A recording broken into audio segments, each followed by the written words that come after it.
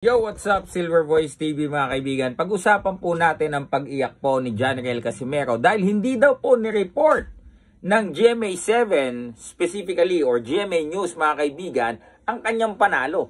Sabi po niya, hindi nyo man lang ako congratulations ang binalita nyo agad yung bad news.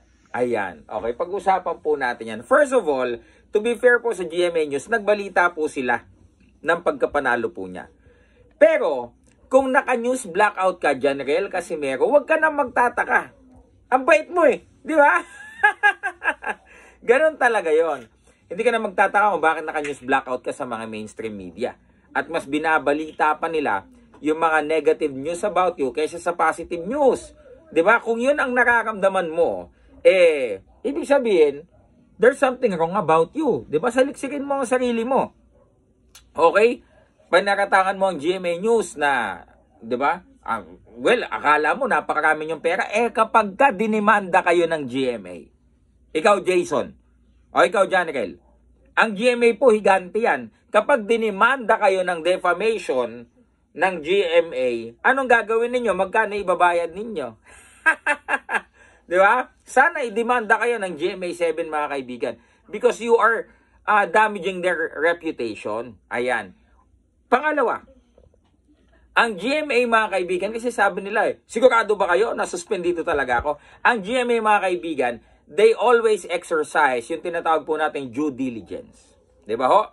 Bago po yan, magpakawala ng mga impormasyon, yung editor po niyan will make it sure na kung sino man po ang reporter niyan, talaga pong may reliable source. Diba?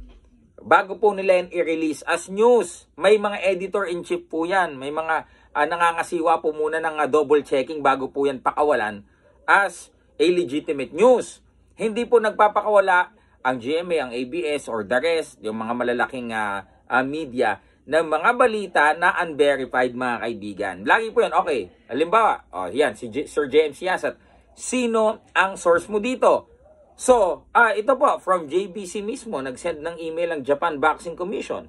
Therefore, may pangalan yung from JBC galing sa kanilang valid email, mga kaibigan, then they can recognize that that kind of information really came from Japan Boxing Commission. Therefore, reliable ang source. Okay, igagaya nyo pa ang GMA sa inyo, Jason, na mga fake news kayo. Diba na maglalabas ang balita na hype lang? Maglalabas kayo ng mga impormasyon na katang-isip lang? Diba? Tsaka, again, regardless of the situation, huwag kayong umiyak. Kung naka-news blackout kayo, isa lang ang ibig sabihin yan. Baka naman kasi ang perfect ng ugali nyo. Di ba? Baka naman kasi, tanongin, saliksikin nyo sarili mo. Baka naman, masama ugali natin, tol. Baka kaya tayo naka-news blackout. Tama? Comment down below, Silver Voice TV.